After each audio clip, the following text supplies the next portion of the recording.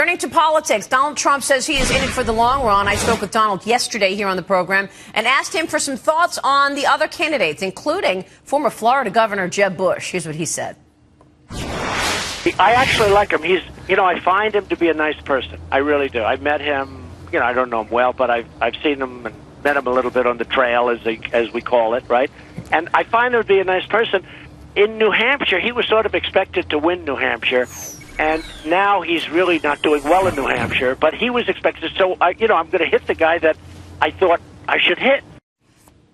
Joining us now is Cove Strategies co-founder Mercedes Schlapp, Accountability Project founder Nomiki Konst, and National Review's Katherine Timpf. Katherine, how can the other Republican candidates overcome Donald Trump in your view?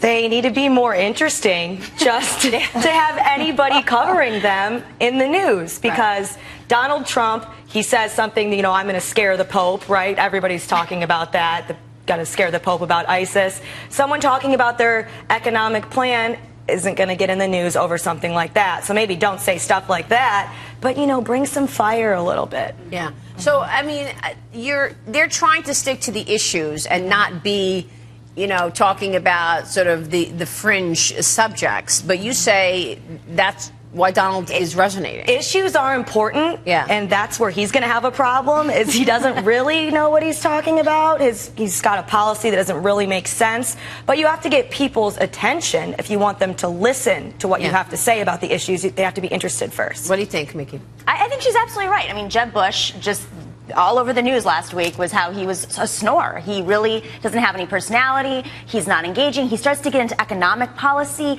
and what the strategy is for success. And that's not what people want to hear. They want to hear, are you going to make my life better? Right. Are you going to tap into the things that I'm freaked out about? Are you going to make America great again? That's what Donald's great at. Yeah. Mercedes, tell us how you see it.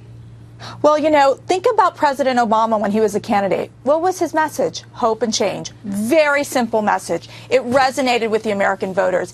I think it's been very smart for Donald Trump to go through this very simplistic approach in talking about how China is bad, how Mexico is bad, how illegal immigration is destroying our country.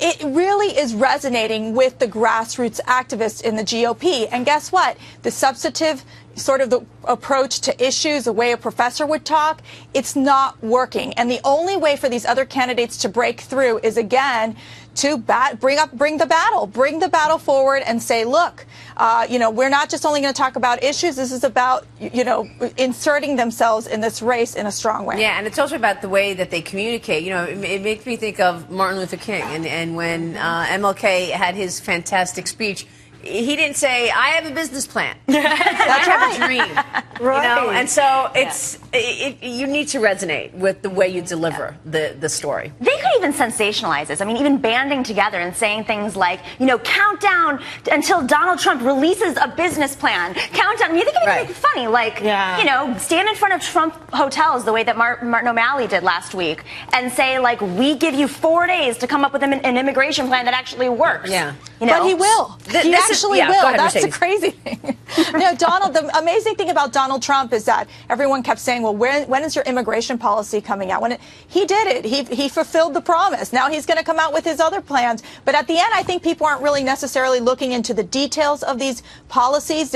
It's all about how you message them. And that's where he obviously has been very effective. And the other thing, Maria, and you know this, he's been taking interview after interview. He does not shy away from the press. No, he doesn't. And again, and I love the fact that he hasn't spent a dime on the campaign because he gets all this media coverage. So this is our millennial panel. Do the millennials have a favorite in this race?